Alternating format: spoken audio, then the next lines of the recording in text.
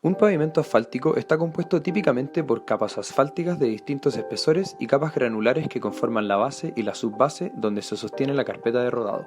Uno de los principales problemas que presentan es que al envejecer aumenta su rigidez volviéndose frágiles y propensos a formar grietas, con lo cual se reduce su vida útil.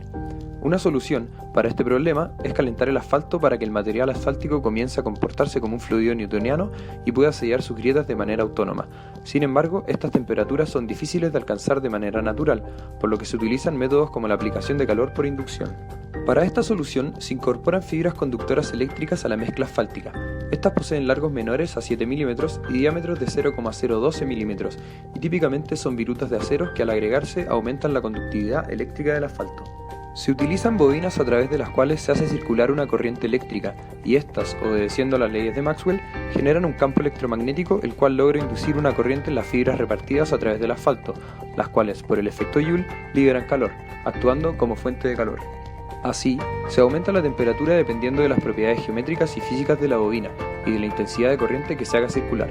Según Apostolidis, la temperatura mínima para que el asfalto adquiera propiedades de flujo son los 50 grados centígrados. Adicionalmente, el pavimento intercambia calor con el medio ambiente por convección y por radiación. Con esto, los mecanismos de transferencia de calor que se considerarán en el planteamiento del problema son la inducción, radiación y convección.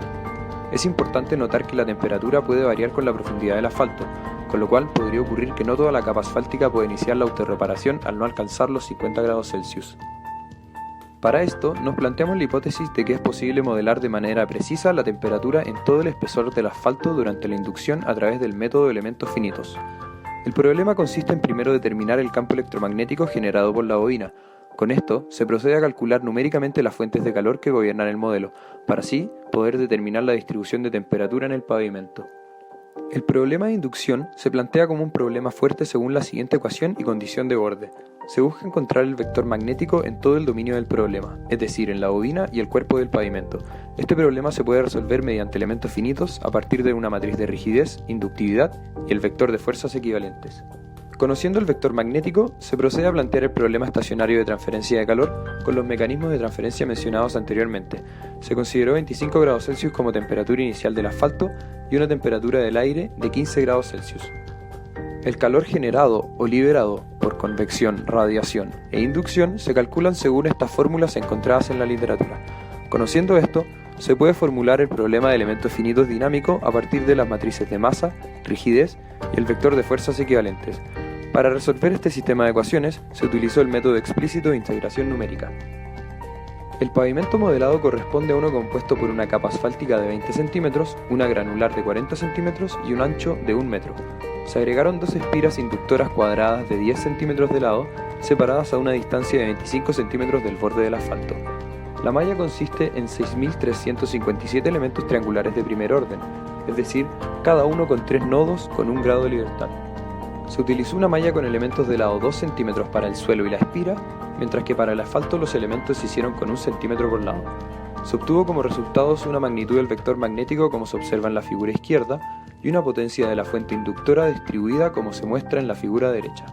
Luego, se obtuvo la siguiente distribución temporal y espacial de temperaturas en el pavimento. Se utilizó un rango de tiempo de 120 segundos para la inducción. Se observa que la temperatura máxima alcanzada en el pavimento es de 79 grados Celsius en la sección bajo la espira, y que el suelo no varía su temperatura a excepción de los puntos cercanos a la interfaz con el asfalto donde alcanzan los 30 grados Celsius. Esto se debe principalmente a que el suelo no es afectado por la inducción debido a que no es un gran conductor eléctrico. Se realizaron gráficos de temperatura promedio versus tiempo para puntos ubicados a distintas profundidades bajo las espiras y al centro del pavimento. Se observa que la temperatura superficial siempre supera las temperaturas en las distintas profundidades bajo las espiras. Sin embargo, para la sección central del asfalto, la temperatura bajo los 5 centímetros y 10 centímetros de la superficie superan la temperatura superficial. Esto se puede asociar al fenómeno de convección que se incluyó en el modelo. La superficie intercambia calor con el ambiente debido a la diferencia de temperatura, mientras que las capas inferiores no están intercambiando calor con el ambiente directamente, con lo que logran alcanzar mayores temperaturas. Se puede observar que no toda la sección alcanza la temperatura necesaria para la autorreparación, en particular la sección a 20 centímetros de profundidad, ya que alcanza los 45 grados Celsius aproximadamente. De aquí, se concluye la importancia de estudiar la distribución de temperaturas en el asfalto debido a la inducción, ya que no siempre es posible generar autorreparación en todo el pavimento. Si bien este modelo fue realizado en 2 dimensiones, se consideraron las propiedades de los materiales constantes durante la inducción y se ubicó a la espira en contacto con el pavimento, cosa que en realidad no ocurre. Los resultados parecen ser razonables a pesar de estas limitaciones.